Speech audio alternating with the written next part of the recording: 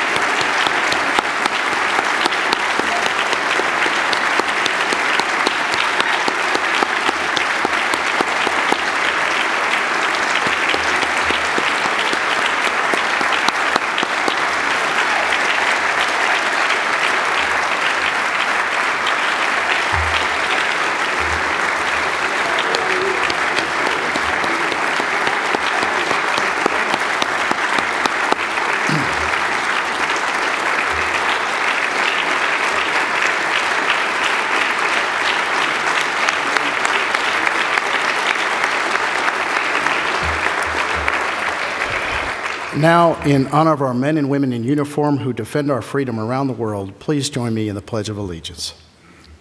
I pledge allegiance to the flag of the United States of America and to the republic for which it stands, one nation, under God, indivisible, with liberty and justice for all. Thank you. Please be seated. Before we get started this evening, I would like to recognize some special guests we have with us.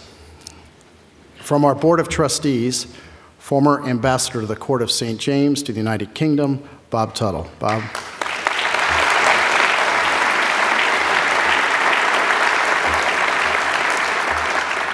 From the City of Simi Valley, Council members Glenn Becerra and Michelle Foster.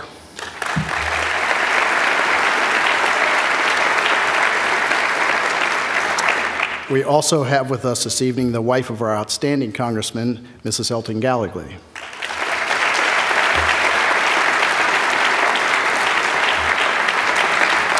And finally, the woman who has supported Governor Romney throughout all his endeavors over the last 41 years, his wife, Ann Romney.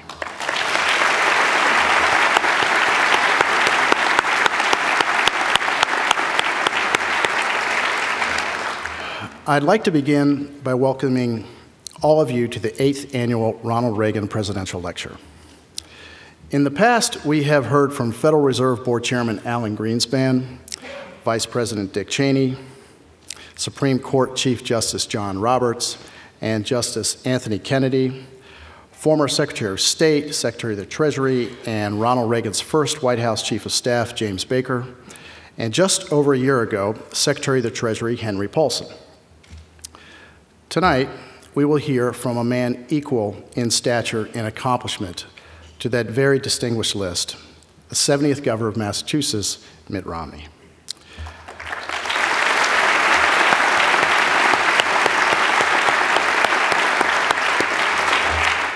Now, we all call him Mitt, but in researching this introduction, I discovered that his first name is actually Willard, after his father's best friend, the famous hotel entrepreneur, J. Willard Marriott. And apparently, until Governor Romney reached the ripe old age of kindergarten, he was known as just plain Billy.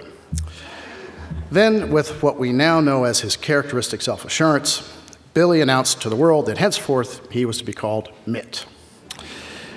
It is a little bit like what happened to President Reagan, although the governor was a little more precocious than the president. President Reagan was known as Dutch in childhood. That is a well-known fact. the name carried into college and beyond. But when he got to Hollywood, Warner Brothers decided that Dutch just wouldn't do. So they called a meeting. As President Reagan told it, everyone was sitting around one of those long conference room tables throwing out names, rejecting them as fast as they came. Finally, the future president raised his hand and said, "I have an idea. How about Ronald Reagan?" "Ronald Reagan," said the studio's top publicist. "Ronald Reagan, I like it." So after that, Ronald Reagan was known as Ronald Reagan. Well, the same decisiveness and self-assurance that got Mitt Romney his name has also taken him into a career of stunning achievement. An alum of Brigham Young University, he became one of the first students to graduate from the new Harvard Law and Business School's joint JD MBA program. He was an early hire at the Bain Consulting Company, one of the nation's most distinguished management consulting firms. There he excelled to the point where he was made the first CEO of Bain Capital, a private equity firm that not only invested in companies, but applied the consultancy's management expertise to building, or if they were in trouble, turning them around. Among the companies that the firm helped to grow were Domino's Pizza, the retailers Brookstone and Sports Authority, and the Artisan Movie Studio. The future governor returned to the then troubled Bain Consulting Company in 1990 as its CEO. His assignment? Turn it around, which he did, returning to Bain Capital 2 years later. So in 1999, he left Bain again, this time to take over the troubled Salt Lake City 2002 Winter Olympics, which he also turned around. It was running nearly $400 million short of its revenue goals when he took over. It ended up with a $100 million surplus. Now, the more clever of you in the audience today might be detecting a pattern here. And you know, Governor, I don't know if you've thought about this, but there's this little operation in Washington, D.C. called the United States government.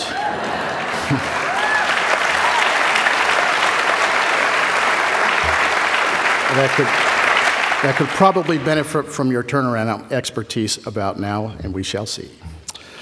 Some of you may know about his run in 1994 for the United States Senate against Teddy Kennedy.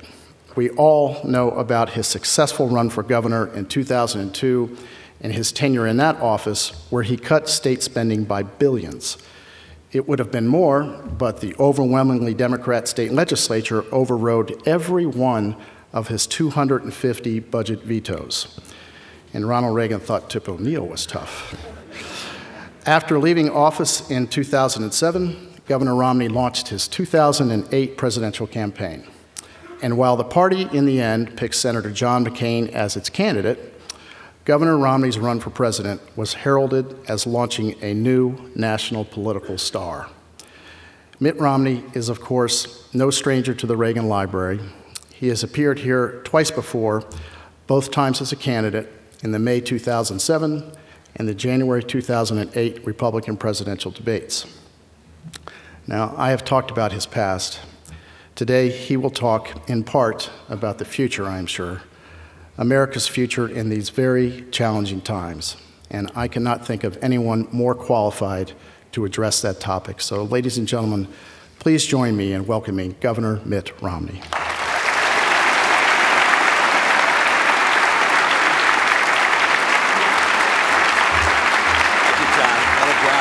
So much. Wow, thank you. Mr. Ambassador, thank you. Thank you so much. Oh, an honor to be here with so many friends at the Reagan Library. Honor to be here also with the First Lady. It was a treat to spend some time with her before I came in here with my wife as well. Interesting. This is a true story. I was blanking on a name. You know how that happens when you find yourself over whatever. And I was blanking on a name, and she said, "Oh, you mean so-and-so." And she had the exact name right. So she's sharper than I am, and a couple of years older, I believe. And we did have some fun, too. We were talking about developments in the world. We talked about the unfortunate oil spill going on, and remarked that President Obama blames George Bush for that, and so we're So it was a wonderful chance to get a moment to share with her. Ambassador, it's good to have you here, and so many of my friends and Ann's friends.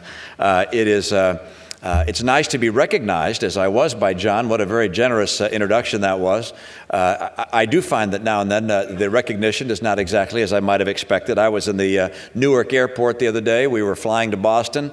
I was reading the paper, trying to be inconspicuous, and I heard a shriek. And I looked up, and a Chinese exchange student, a young woman, was pointing at me. She had on a cowboy hat, cowboy boots. I knew she was not Texan because she had her pants tucked into her boots. And she came running across the terminal, pointing at me. She said, "You're John Kerry."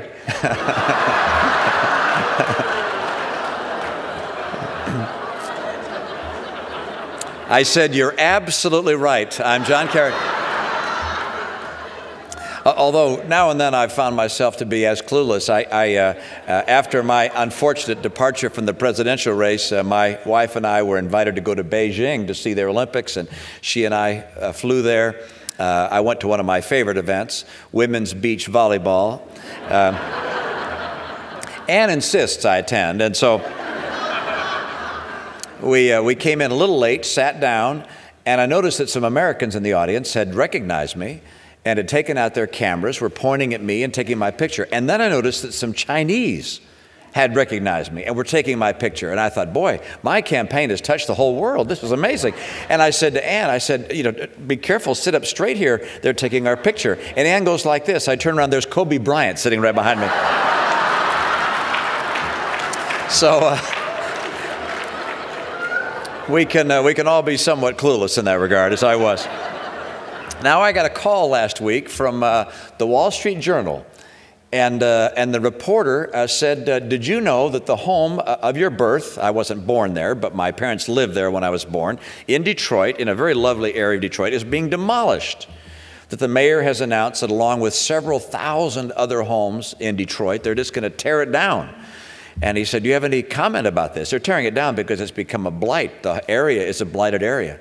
And I said, well, of course, it's sad to see your old childhood home torn down, but even sadder to see a great city like the city of Detroit suffer as it is, and so many people suffer. And I said, you know, it is an indication, a testament to the failure of the liberal social policies of the 1960s. And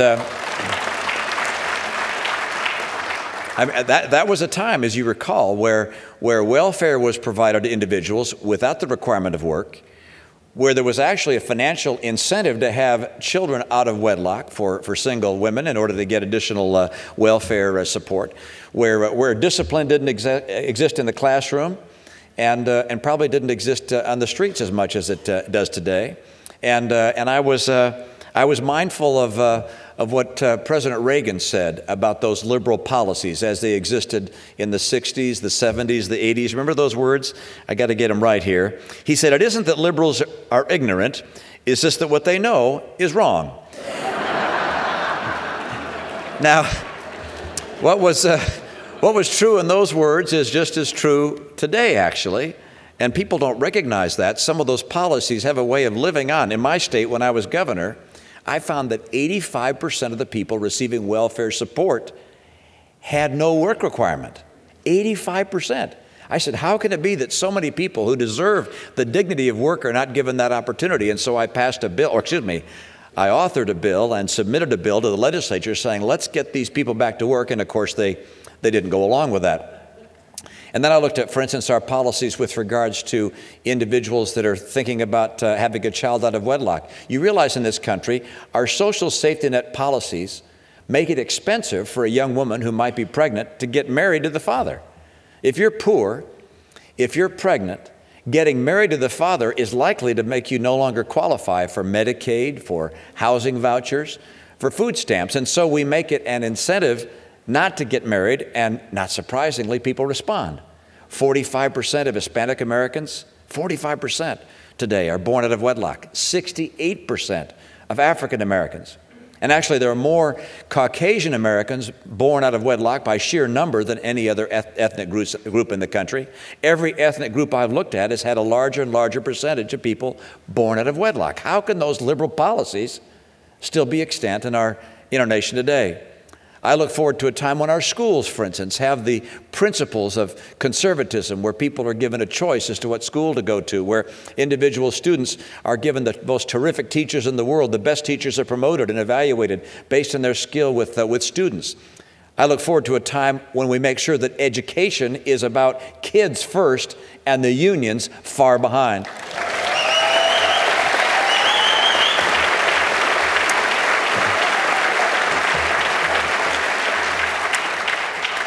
Now, President Obama said something the other day that was absolutely right. Don't be surprised. He said roughly these words. It was at the Jobs Summit. He said, look, government doesn't create permanent jobs. Only that is done by the private sector.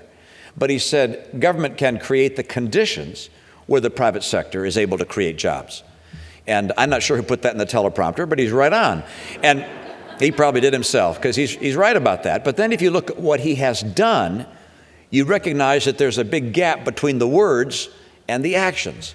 Because as you think about what's happened over this last year and a half, you recognize that he has not encouraged the conditions that create additional jobs. And that's why this recession, this slowdown, has been deeper and longer than it otherwise would have been. And you think about these things one by one, and whether or not they create the conditions that would let an entrepreneur say, I want to invest in starting a business.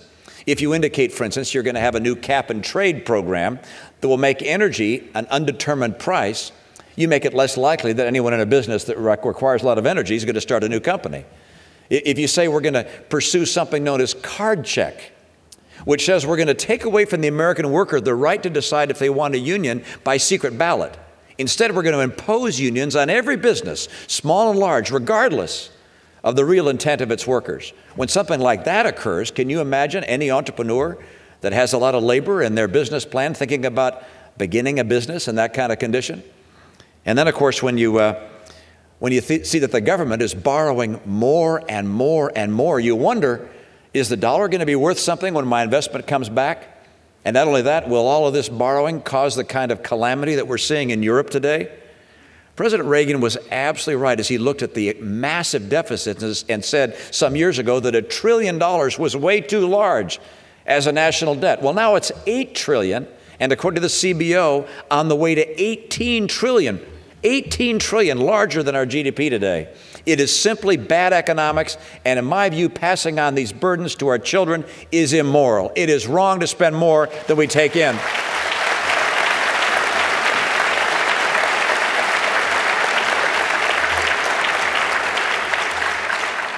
Now, of course, it also doesn't help the economy and encourage people to invest in new businesses to raise taxes. If there's anyone who is well known for his opposition to taxes and his recognition that high taxes kills jobs, it's Ronald Reagan. I hope you understand what the impact is. I'm going to go through a little math here that you may find a little boring, but I always find it very compelling as an old business guy. Let's say that you were thinking about starting a business. You had this great idea for a new software company, let's say. It was going to take $1 million or so to get it going, and you were going to take all your savings. You asked your parents for some money, and you also went to an angel investor who agreed to put up some of the money. So $1 million, you formed a corporation and gave everybody stock in that company to get going. Let's say you're so lucky that you make $100,000 as a profit in that business. Let's think what happens to that $100,000. First of all, there's the corporate tax rate. Our corporate tax is the highest in the world, along with Japan. It's about 40% when you take into account the federal and state taxes. So they're going to take $40,000 of the $100,000 you made. Then you got $60,000 less, and you want to distribute it to all the investors, your parents, yourself, and to this angel investor. So you take that $60,000 and send it out as a dividend. Well, this president's raising the tax on dividends from 15% to roughly 39%. So we go from the $60,000 we get of that, we're going to have a big chunk taken away. You end up with about 1/3 of what was made because of the corporate tax and then the individual tax.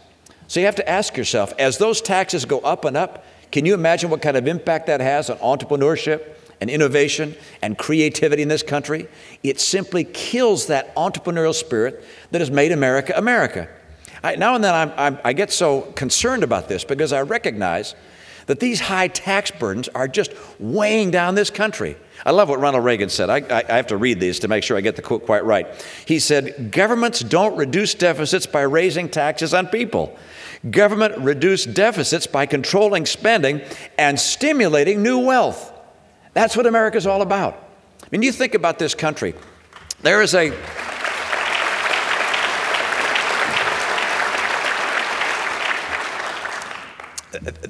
attack on some of the most fundamental principles that make America's economy the most powerful and energetic in the world.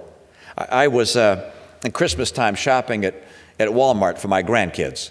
And I looked around the store and I said, you know what, this store reminds me of Sam Walton. Now, I haven't met Sam Walton. I bet a couple of people here in the room have. But I did some reading about Sam Walton. He loved low, low prices on everything people could possibly want. But he wasn't a highly organized guy. He was kind of impetuous. You go in the store, it's got low, low prices on everything. But it's not a highly organized store, at least in my view. It's not like a Target store with everything all laid out just so. And I thought it's kind of like Sam Walton. His character is somehow still connected in the way the business looks to me. And then I thought about other businesses I've come to know and how much they take on the character of their founder. Microsoft is a lot like Bill Gates, and Apple is more like Steve Jobs. I met Walt Disney when I was a boy. Man of fantasy and imagination, loved to entertain kids. And of course, Disney World is like the physical embodiment of exactly what Walt Disney was as a man. Virgin Atlantic Airways, edgy and irreverent like Richard Branson.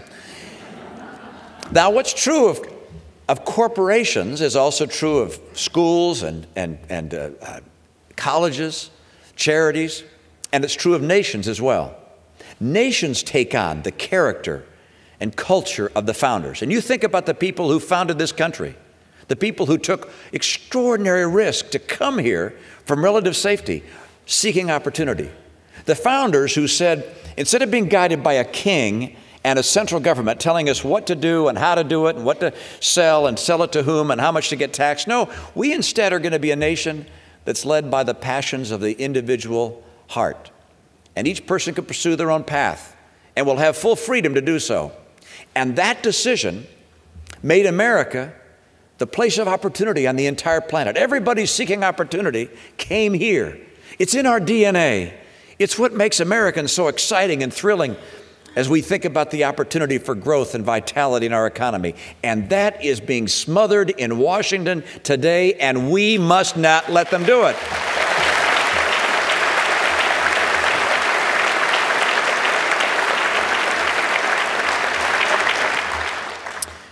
Now, for all the mistakes that are occurring in the area of domestic policy right now, let me note that perhaps our eyes have been blinded to the mistakes that are happening in foreign policy.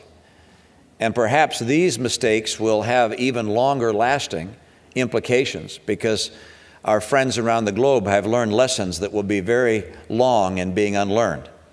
I won't go through the whole list, but the president fought to reinstate into Honduras the president of that nation, a man who was pro-Marxist, pro-Chavez, anti-American. He was removed from office by their Supreme Court. That was a mistake. At the same time, the president has delayed the capacity of Colombia to receive most favored nation status in trading with us. This is a nation that, of course, supports us and is opposing Chavez. Look at what happened with regards to Israel.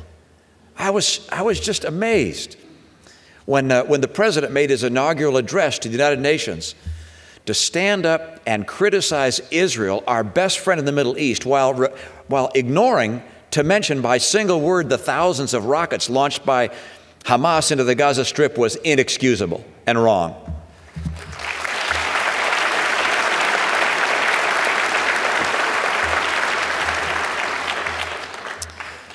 One of our best friends in Europe, Poland, stood up to its citizens and encouraged them to allow us to put in place a missile defense system. Star Wars, they used to joke. Now, really the only security we have against these rogue nations developing nuclear weapons like North Korea that has one and Iran that's on the way to get one. That capacity is something that the people of Poland became proud was going to be put in their nation. And this president pulled the rug out from underneath them and did so on the anniversary of the Russian invasion of Poland. Inexcusable. Lech Walesa, one of our great friends, said Poland is going to have to rely on Poland going forward. An extraordinary recalculation, and did so apparently, our president did so apparently to try and reset relations with Russia, and yet we got nothing. How is it that you negotiate and you give up the #1 objective of Russia and get nothing in return from Russia, such as the capacity or the willingness to sign off on tough sanctions against Iran? His engagement policy, how has that worked out with North Korea? Well, let's see. They launched missiles, they did a nuclear test, and they sunk a South Korean ship. Not so well.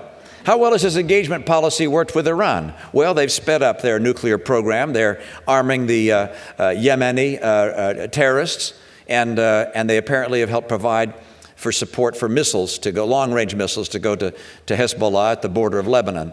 Not so well. One of the areas that gives me great concern, and perhaps a lot of people haven't focused on this yet, but I think will, is the New START Treaty, it's called. The treaty is badly flawed. If you've had the chance to read that treaty or read some summaries of it, I think you'll recognize that once again we've been out-negotiated by our friends, the Russians. And I say once again, that doesn't happen very often, but it's happened in this case.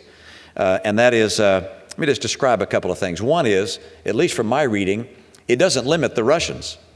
It doesn't limit the Russians as to the number of nuclear warheads they might have. Why is that?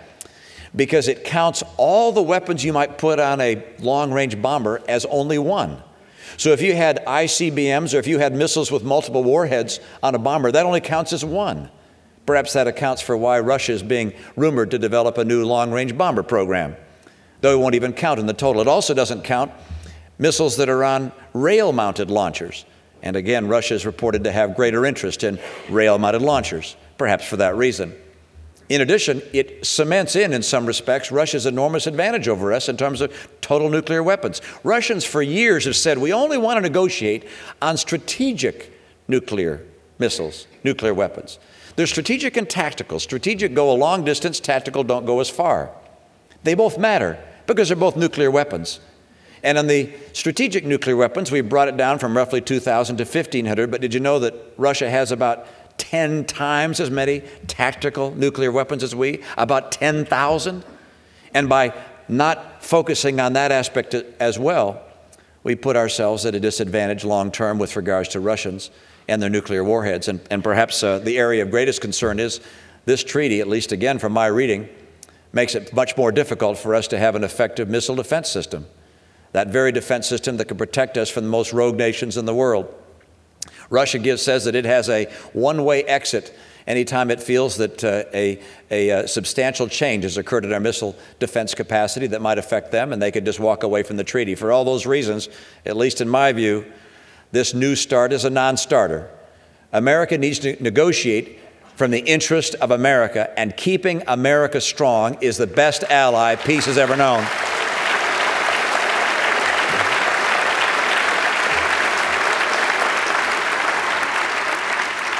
I remember that wonderful line by President Reagan. I can't quite get it right, but he said of the 4 wars that were begun during my lifetime, not one of them was begun because America was too strong. And he's absolutely right. I read a letter to the editor my son sent me. The New York Times wrote a review of my book. Can you believe that? That was just a couple of weeks ago. And it was positive. This was earth-shaking. I was surprised and delighted. And yet a couple of weeks later, a person wrote in, perhaps concerned that the New York Times would write a positive review about a book by Mitt Romney. And so this letter writer said that, quoted me correctly as saying, as I do in my book, I say, look, America has been put on a path of decline by Washington politicians, and that if we continue down this path, America will become the France of the 21st century. No longer a superpower, still a great nation, but not the leader of the world. And this person writes and says, what's wrong with that? And I think there's some people in the administration today who have the same sentiment. I disagree. I believe that there is a mission for America and that it is essential that America remain strong, not just for America, but for the world.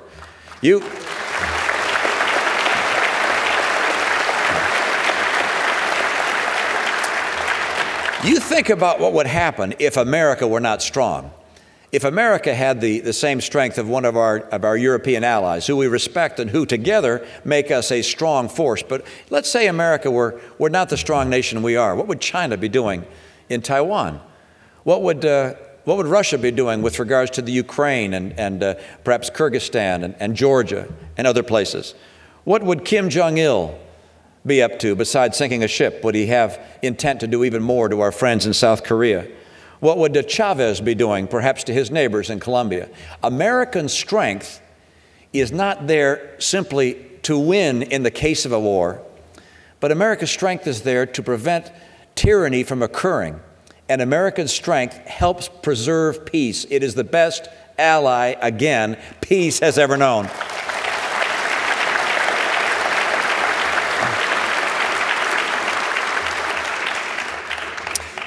Now, I've rehearsed some of those challenges to our domestic policies and foreign policies. I know there were some in the audience who look back. I can't imagine that I would have ever felt that the Jimmy Carter years were the good old days.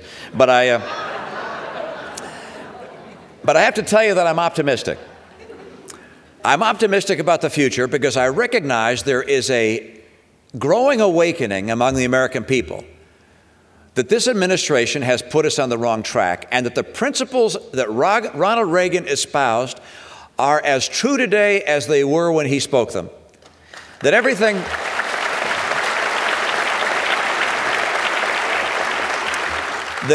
from social policies that strengthen the family and empower teachers, to economic policies that say we're going to have a balanced budget and rein in excessive government spending, to policies that say that we're going to insist that American taxes are brought lower so that entrepreneurs have a desire and an interest in growing the economy, to policies that suggest that America is going to be strong and that we stand up to our friends, the Russians and others around the world, to make sure that when we negotiate a deal, we get a deal that's at least as good for us as it is for anybody else. Those views, those policies, those perspectives are increasingly shared by the American people. You've seen polls just in the last few days that show a change in sentiment. You've seen Tea Partiers out there expressing the old silent majorities, not silent anymore. One of our great Republican leaders the other day was asked about the Tea Parties. Are these Tea Partiers a concern to you? He said, no, we're all Tea Partiers. And we are. We've had enough. We're going to get America back on track.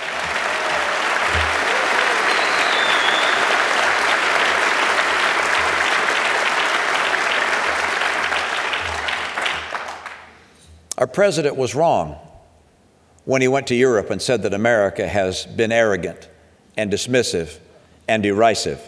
He was wrong when he went to appear on Islamic TV or on TV of Arab nations and to declare that America has dictated to other nations. No, Mr. President, America has freed other nations from dictators.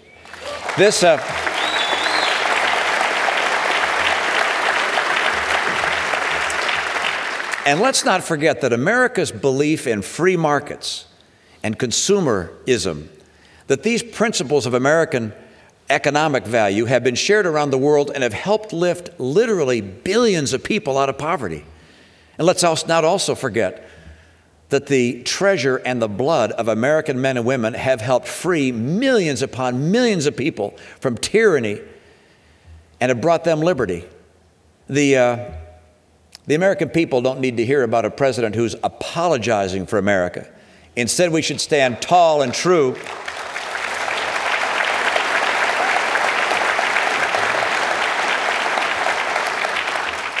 Recognizing that these heroes proved by liberating strife, who more than self their country loved and mercy more than life, have shed their blood to bring joy and liberty and prosperity, not just for us, but for people around the world. This is the greatest nation on earth. There are a lot of good nations. We have friends that are wonderful nations and they do good things. But a great nation is one that is not only good, but strong. What has made us such a great nation is our core strength and our core goodness. It is what America is. No nation has laid down more of its blood or spent more of its treasure to protect itself and to provide liberty for others than this great nation. I love America.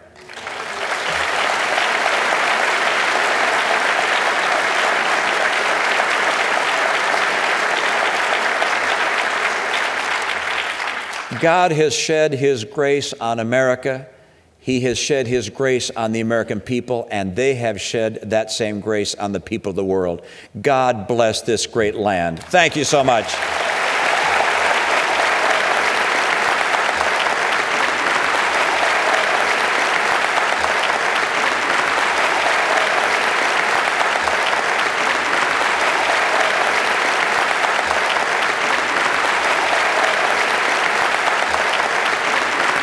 Thank you.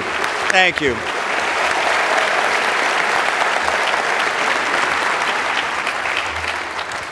Now, John here has some questions I guess he's going to get from you guys. You want to give us instructions here, John? I will. The governor has been nice enough to spend a few minutes answering some of our questions. So if you do have a question, it's a large room. If you could raise your hand, and we have staff in the aisleways who will have a handheld microphone, and they'll bring you the mic. And so if you could hold off asking your question until you have the microphone. We'll start right over here to our left. Thank you. Hello, sir. Glad you're here. We really appreciate what you've said. The reason I'm asking this question is I just received something from U.S. English that stated that Congress quietly had passed a resolution to make Puerto Rico a 51st state. And they passed it that it would be a Spanish-speaking nation. How will that affect our country if something like that is passed? You know, the issue of Puerto Rico has been discussed at great length over the years, and the policy of our nation has always been that a discussion of that will begin with an understanding of the people of Puerto Rico and what their desire has been, and their desire in Puerto Rico has not to become the 51st state of the United States of America. So I don't know that that's going to get off the ground because the people there don't want it, and frankly, in a democracy, we're certainly not going to impose ourselves on another people. I can tell you this, which is, and I think it's important for us, just as we think about immigration as a general policy, that what has been a great source of vitality and strength of our nation has, of course, been our welcome of legal immigrants into our country. It disturbs me when our political foes tried to characterize us as anti-immigration. Nothing could be further from the truth. We are pro-legal immigration. At the same time,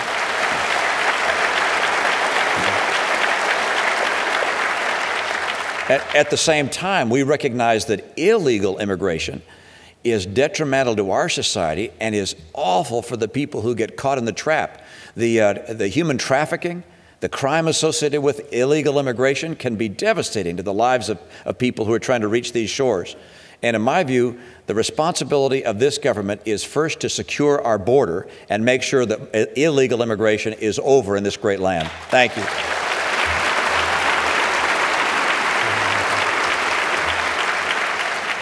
Governor Romney, I'm so impressed with you. I want to go out and work for you right away. And I'm wondering when you're going to announce your candidacy for presidency.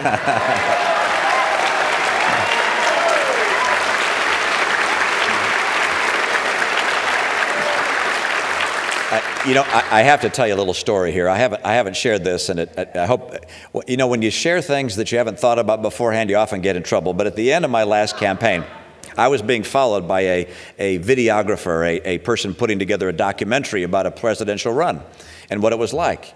And at the end of that, my wife happened to see him, and after I had pulled out, she went up and she said, "Greg, I'm glad you're here with the camera." And she said, "I want to have this on film." And she looked in the lens and said, "We will never, ever do this again." Now, interestingly, I had forgotten that, but she reminded me. Actually, she's changed her mind, and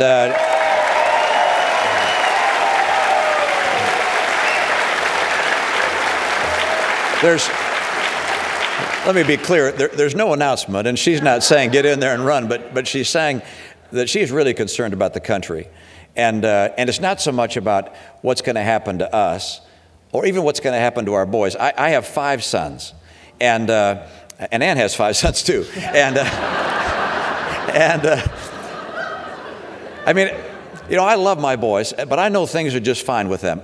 Some years ago, my attorney and I worked on and Ann worked on our will together, and the attorney said, how would you like to divide your estate? And I said, well, divide it equally among the 5 boys.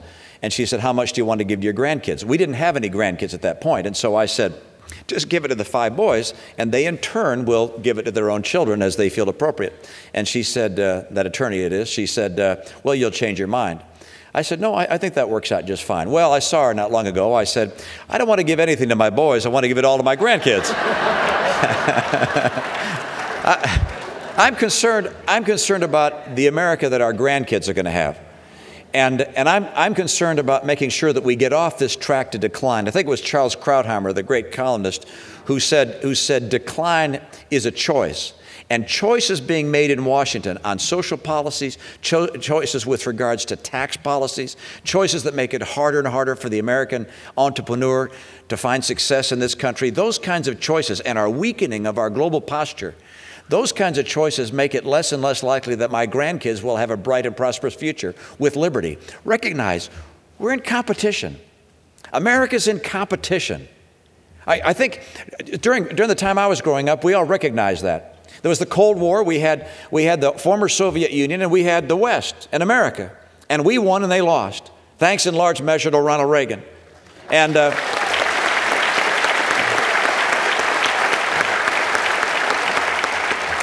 but that victory has to be won time and time and time again, because we have new competition.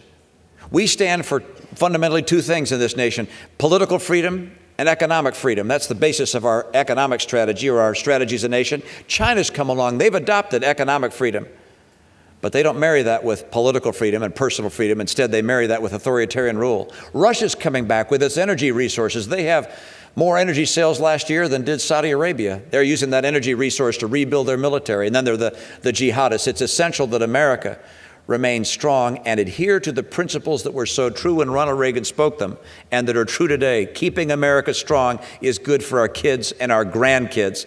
And we're going to make sure that we fight that fight, whether I do it as a candidate or do it supporting other people. Thank you.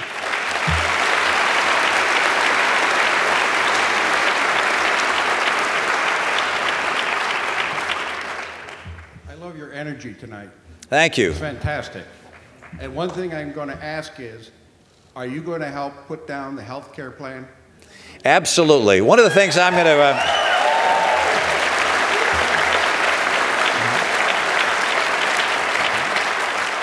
You know, there are a lot of problems with Obamacare. One is it intrudes on the rights of states.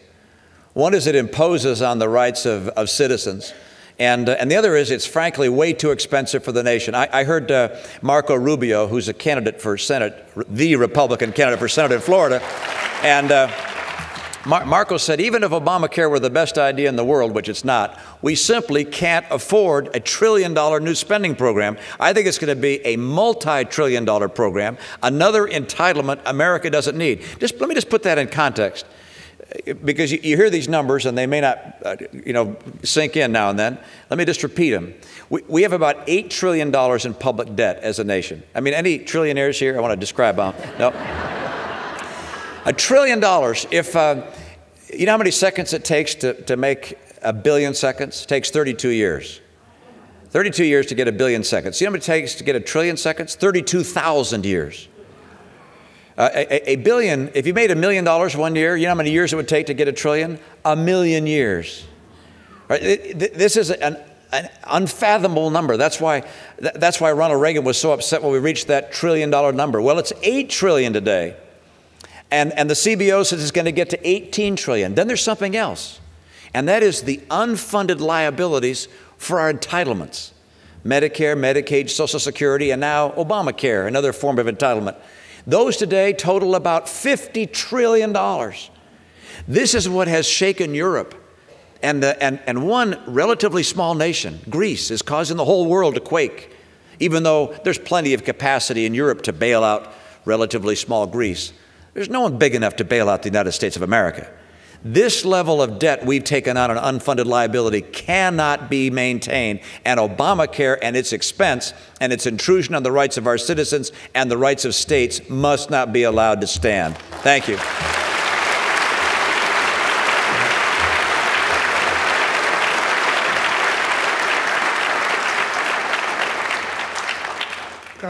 too found myself nodding in approbation at every point, and I hope you run again for president. I was wondering, you know, the last time we had two R's running for president, we had two landslide presidential victories, how you felt about maybe Romney, Ryan for president.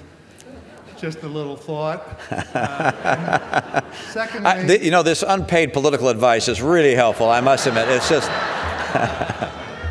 Secondly, you've been, of course, linked and somewhat smeared about the healthcare system in Massachusetts, and I wondered how you were going to dispose of that. Well, I'm not sure you can dispose of anything entirely unless you tell people exactly the truth. And let me tell you what the truth is. Our plan was a state plan. I don't like the federal government stepping in and taking away the rights of states. That's number one. Number two, we paid for our own plan without raising taxes on the American people, or for that matter, cutting benefits to seniors in some way. That's what Obama does. Adding more spending and more taxes is simply wrong, and that's not the right course to take either. And there are some similarities, of course, that'll be pointed out. People say, hey, look, you both found a way to get everybody insured in a very similar way. But here's the difference. We were focused on getting people that didn't have insurance insured. That took us about 70 pages. That's about how long it takes of legislation to get everybody insured. President Obama's bill is 2,700 pages. You know why? Because it's not focused on the people that are uninsured. It's focused on taking over health care for the insured, for the entire nation. It is a massive government takeover of health care. It is designed to have the federal government do what the consumer free market does better, and that's why it will not succeed. Thank you.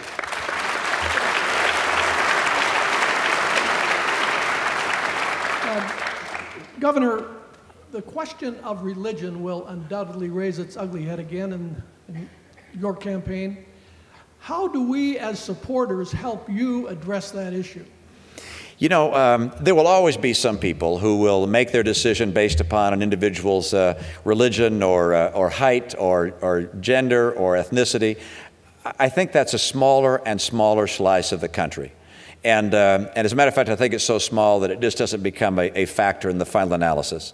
Will it be discussed? Sure. But having been through this this last time around, I recognize that the overwhelming majority of people who voted for me, and including those who voted against me, couldn't have cared less where I went to church. What they cared about was, did I believe in God? Did I love this country? Did I love my family? Was I true to my wife? And was I going to do everything in my power to support this great nation? Thank you.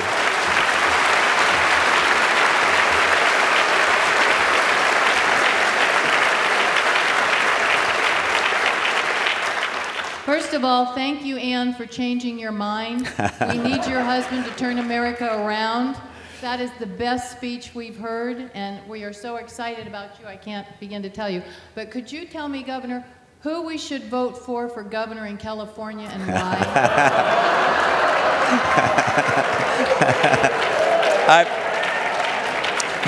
You all know where I am on that, I think, and I don't want to intrude on your personal views here. But I worked with many years, I think 20 years with Meg Whitman. She worked and I in the same. We worked. I had the privilege of helping hire her. I remember interviewing her. It was our interview practice at the consulting firm where I worked, Bain & Company, to ask people problems. When they came in, we didn't just chat with them. We'd ask them business problems and get them on their heels. We'd ask people, for instance, how many mattresses do you believe are sold in America a year? That was one of my favorite questions. And then we'd ask them to go through the process of how they'd come up with a number, population, number of family formations, how long a mattress lasted, and so forth, and they'd take a guess. And they didn't have to come up with the right answer, they just had to come up with a process that made some sense. So it was designed to sort of put us in control, put them on their heels, see how they responded. She came into the room and started asking me questions. I was on my heels, and I recognize this is one smart person. She is a brilliant person, a great leader, and I'm convinced will be a terrific governor if you're wise enough to elect her. And but I know there's another great candidate as well. Wish him very well. I try and stay out of primaries, but Meg is a dear friend and was chairman of my national campaign, and also was chairman of John McCain's campaign. And so I'm true blue through and through, and here for her in every way I can be. Governor, you gave an excellent speech. You're obviously very bright, very accomplished. This is my brother. Go ahead, yeah. We have elections coming up in November. Yeah. They're going to be critical. We also have the Democrat Party that is in bed with SEIU, ACORN, illegal immigrants, dead people. How do we make sure the elections get run properly? I'm sorry, what was the end of the question again, pardon? How do we make sure the elections actually count proper people to vote instead of anyone who gets bussed in, fills out some paperwork, some illegal somewhere, you get to a Vegas show, vote for us. Yeah, we make sure that we get the people to. Yeah, I actually think there are a couple things. One is we're going to have to be far more active in sending our volunteers, lawyers and other professionals and people with experience in voter fraud to the polls, particularly in districts where we think that there may be voter fraud, and making sure that we can do our very best to assure that the process is being followed legally and that people are registered to vote who are actually voting and so forth. So we need to be more diligent, not just in calling people and saying get to the polls, but in actually having people at the polls to do our best to assure a fair process. I also think that ultimately there's going to have to be a course taken, a case taken to the judicial system, saying that one person, one vote is being violated when people are able to vote without any identification of any kind, and where voter fraud exists. And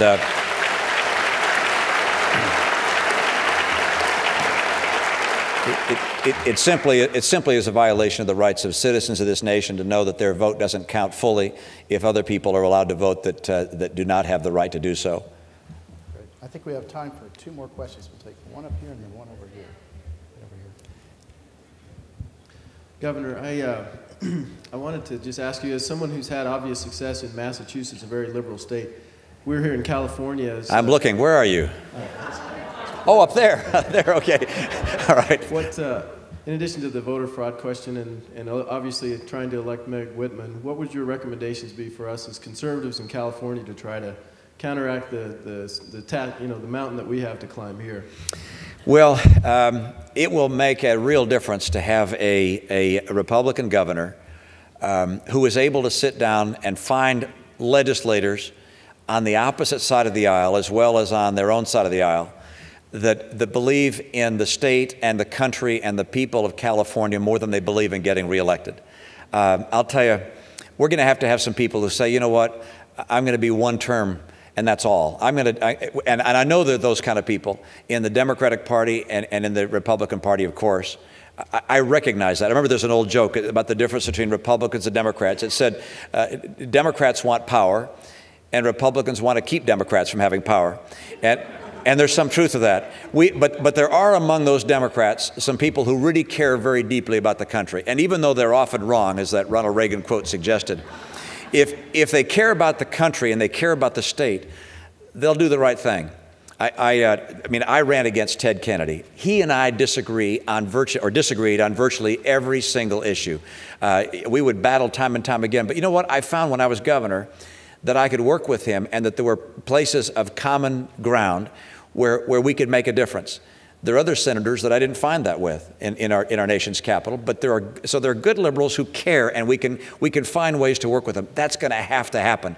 We've got to convert some of these Democrats into understanding the fundamentals of the economy, and in some cases it's going to be pointing out the impact of special interests. We're going to have to make this real clear to young people in this country, by the way, which is people go after us and they say, oh, you've got special interests in your party.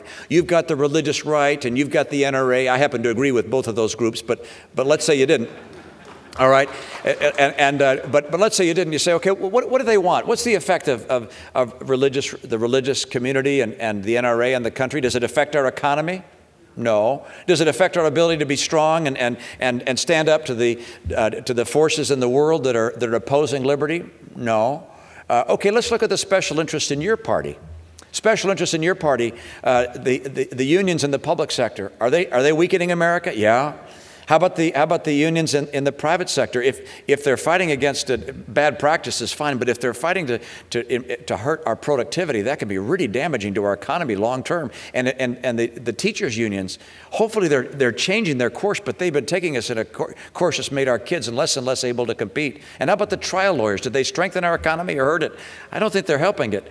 And so as you look at the differences, I think you recognize that we're going to have to point out some of the weaknesses in the special interests that are behind the Democratic Party. I was encouraged, if you didn't read it, this weekend in the New York Times Magazine, there was an article about education and pointing out that the teachers' unions are finally beginning to get it, that the American people have had it with putting the interests of teachers' union members ahead of the interest of kids.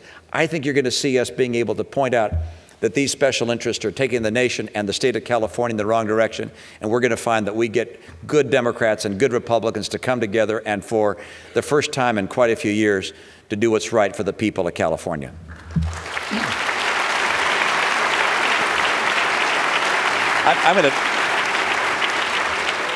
I'm just going to take a moment, and I know you want to ask one more question, but I'm going to take my prerogative, given the time, to ask my wife to come up here, and she's going, yeah, come on up here.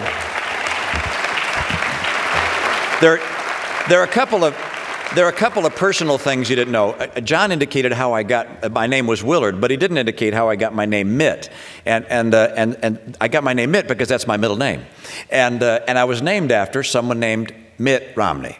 My dad's first cousin was named Mitt Romney, and he was the quarterback for the Chicago Bears in the 1920s. And they thought by naming me Mitt, that might give me some athletic ability, but it did not. But what decision I did make in my life, going from Bill to Mitt, does not sound like a great choice, but the best decision I made was in high school meeting a 15-year-old young lady, falling in love, and convincing her to stick with me all these years. My wife of 41 years, Ann Romney. Say hi.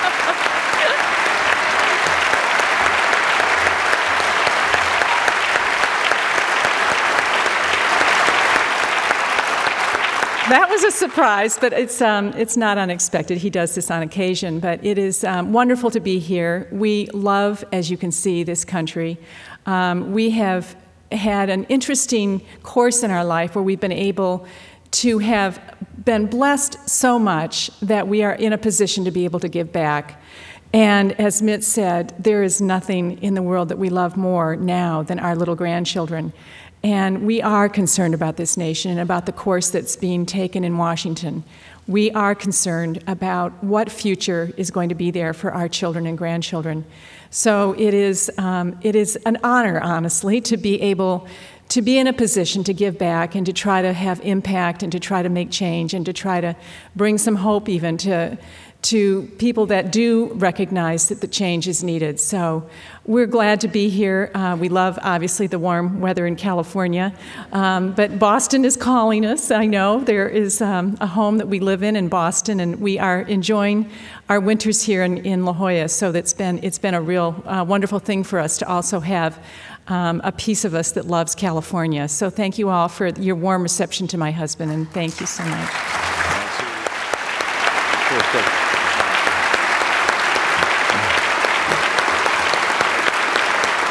I just want to do one more thing. And that is I just want to underscore again the purposes for optimism in this country. And it relates not to our government, not even to our great corporations. I love them both in their own roles, but to the heart of the American people.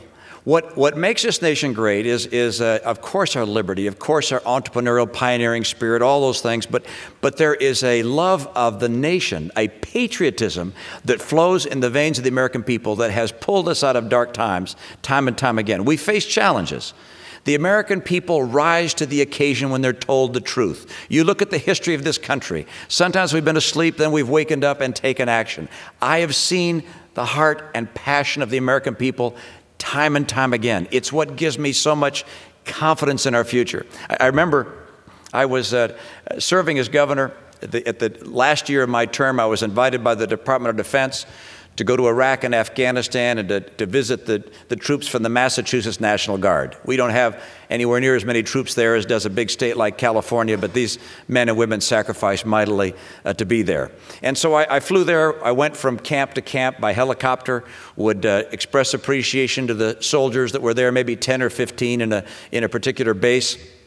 And then after a while I said, hey, look, if you'd like, take out a piece of paper. If you want me to contact your spouse or your parents when I get home, and I'll give them a call and tell them I saw you and you look well.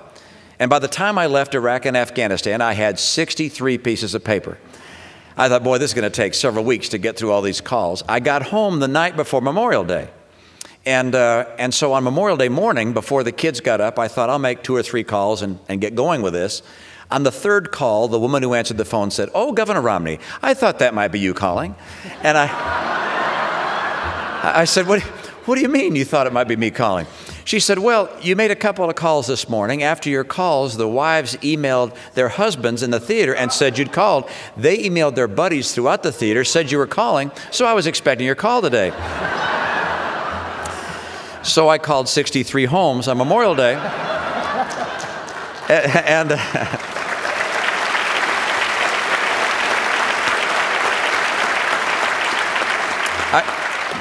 I must admit I was a little nervous because this was before the surge had been devised and before it was so clear that we were successful in Iraq. Harry Reid had said we'd lost in Iraq. And so I thought some of the people I called would be critical and ask, why is my loved one still there? When are you going to bring him home? In 63 calls, not one complaint. In 63 calls. And I would end the call by saying, on behalf of our great country and on behalf of the Commonwealth of Massachusetts, I want to express my appreciation to you for the sacrifice that's being made by your family and by your loved one. And they would either interrupt me or wait till I was finished and say words to this effect, no, Governor, it is an honor to sacrifice for the country that's the hope of the earth. That is what makes this country great. It will always keep us great. Thanks, you guys. Love to be with you. Thank you.